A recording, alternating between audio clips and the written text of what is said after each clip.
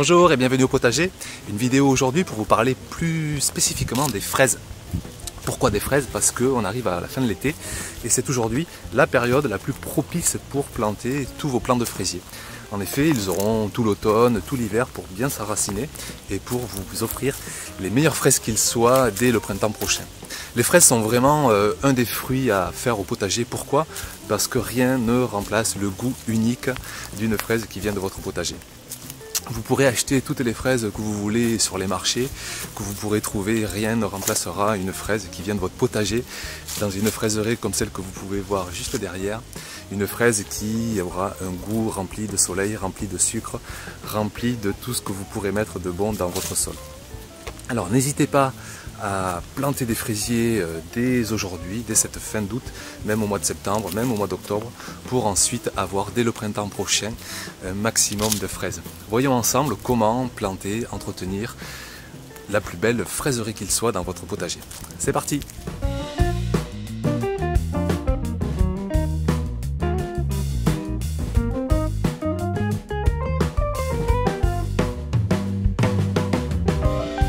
Simplement, quand vous allez acheter un plant remontant, vous allez avoir un plant de fraisier qui va vous donner une production étalée sur plusieurs mois, de mi-mai jusqu'à mi-septembre par exemple.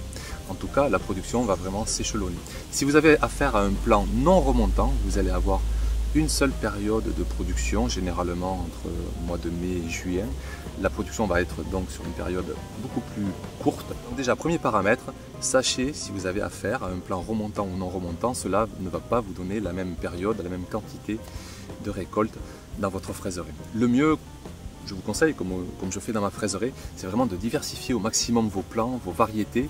Comme ça, vous êtes sûr d'échelonner vos récoltes, puisque chaque variété va donner à des moments de récolte plus ou moins espacés.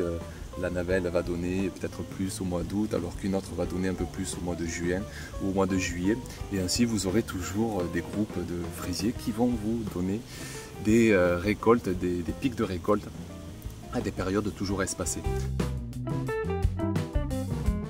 Les fraises sont une culture qui demande un sol assez riche, alors il ne faut pas hésiter chaque année de faire un amendement de votre sol, de lui apporter du compost par exemple ou du fumier de cheval bien décomposé. C'est une vivace, c'est-à-dire que c'est un plant qui vit, qui reste vivant sur plusieurs années. Et comme toutes les vivaces, ils apprécient également ce qu'on appelle le BRF, le bois raméal fragmenté. Alors si vous avez de la chance d'avoir du BRF chez vous, vous pouvez en mettre au pied des rosiers. Et en plus de cela, ça fait un bon paillage pour éviter que les fraises ne touchent le sol et ne viennent à pourrir si jamais vous avez un sol trop humide.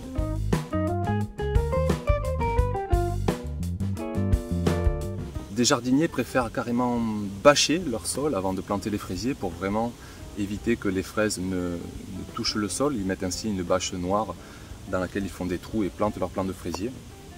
C'est une pratique que je respecte, mais que personnellement je n'adhère pas trop au sein d'un potager 100% naturel, voire même permaculturel.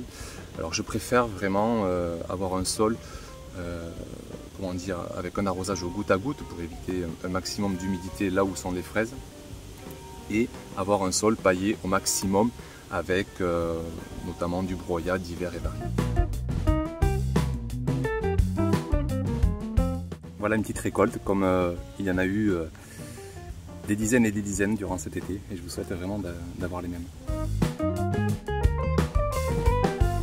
L'arrosage des fraisiers est vivement recommandé. L'idéal bien sûr est un goutte à goutte, comme vous pouvez voir ici sur la fraiserie, un goutte à goutte au plant de chaque fraisier via lequel vous pourrez apporter de 0,5 à 2, 3, 4 litres si jamais vous avez des journées à plus de 35 degrés et un soleil ardent sur plusieurs jours durant. Dans ce cas-là, il faut vraiment ne pas hésiter à apporter de l'eau pour que vos plants soient dans la meilleure santé qu'ils soient. Pour une famille de 4 personnes, une fraiserie de 8 mètres carrés comme celle-ci suffit largement, voire même c'est trop si vous avez une bonne productivité, puisque vous avez plusieurs dizaines de kilos sur la saison. Ça vous laisse l'occasion de faire des fraises, de faire des confitures de fraises qui sont vraiment délicieuses et pas du tout compliquées à faire. Il suffit juste de mettre à cuire des fraises avec du sucre, ça vous donne l'occasion de faire vraiment des récoltes assez consistantes de 500 à 1 kg, voire 1,5 kg dans le pic de récolte sur les mois de mai et juin, puisque vous avez les plants à la fois remontants et non remontants qui donnent pendant cette période-là. Alors, même si vous n'avez qu'un mètre carré, n'hésitez pas à planter quelques plants de fraisier. Vous aurez déjà, surtout la deuxième, troisième, quatrième année, une récolte assez conséquente. Concernant la productivité de vos fraisiers, l'espacement entre chaque plant de fraisier, vous pouvez espacer vos fraisiers d'une quarantaine de centimètres. Vous pouvez les rapprocher jusqu'à une vingtaine de centimètres. Dans ma fraiserie par exemple, vous avez des plants de fraisier à peu près tous les 20 centimètres. L'avantage, c'est que ça fait une telle densité qu'en aérien, vous ne voyez pas les fraises, ce qui veut dire que les oiseaux non plus ne voient pas les fraises, et les oiseaux ne viennent donc pas manger mes fraises. L'inconvénient, c'est que si vous êtes dans une région assez humide, vous allez favoriser une humidité et éventuellement une pourriture des fraises. Alors, comme souvent, pas trop de vérité, mais en tout cas, vous pouvez aller de 40 à 20 cm entre chacun de vos plants de fraisier selon votre région et puis selon vos observations et vos expériences. Les plants de fraisier sont capables de vivre plusieurs années. Alors, on lit beaucoup, entre 3 à 4 ans.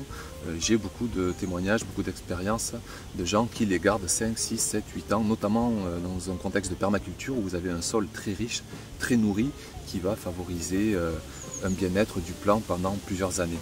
Alors là aussi, simplement votre observation vous permettra de voir si vous avez des plants de fraisier qui s'épuisent ou pas selon les années. Alors, il faut éviter, comme souvent en jardinage, éviter d'être trop pressé et d'acheter 50 plants de fraisier si vous avez la chance d'avoir une grande surface, parce que rapidement vous allez pouvoir démultiplier vos plants de fraisier grâce au stolon, des rejets que font les plants de fraisier à cette période-ci. Je vais vous les montrer. Alors voici un cas concret de stolon que peut faire un fraisier. Donc vous avez le plant mère ici, avec hop, un rejet que fait le fraisier. Et regardez, vous avez 1,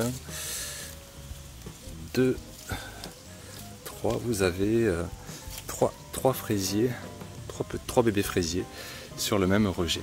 Alors inutile là, vous voyez, bon, ça montre que je passe pas tous les jours dans la fraiserie. Inutile de laisser ces 3 fraisiers. On va couper hop après le premier. Et vous pouvez planter tout simplement celui-ci dans la terre. Vous voyez là, j'ai un petit espace. Donc je vais faire un trou, enraciner correctement le fraisier, le futur fraisier. Alors je coupe pas encore le cordon ombilical, on va dire, pour être sûr qu'il soit toujours alimenté par le plant mère si jamais il n'est pas encore assez indépendant. Et puis une fois que je suis certain que le plant est autonome, je couperai le cordon et vous avez ainsi un nouveau fraisier dès l'année prochaine qui va à son tour grandir. Donc vous pouvez ainsi renouveler constamment votre fraiserie. Si vous êtes dans une région assez humide, n'hésitez pas à faire votre production de fraises dans une serre parce que les fraisiers ont quand même beaucoup de mal à supporter une trop grosse humidité. Vous allez avoir des fraises qui vont rapidement pourrir, s'imbiber, se gorger d'eau et pourrir assez rapidement. Alors pensez à protéger vos fraisiers soit par un mini tunnel en plastique, soit par une mini serre. Vous aurez déjà une chaleur plus chaude, une température plus estivale, plus chaude pour vos plants de fraises et également, bien sûr, une ambiance moins humide si vous êtes dans une région qui est fréquemment soumise aux ondées et aux averses. Ici, dans le sud de la France, la question ne se pose pas. On a eu 4 mm de pluie sur les 4 derniers mois au total. Donc je vous laisse imaginer que les fraisiers sont très bien sans apport de serre.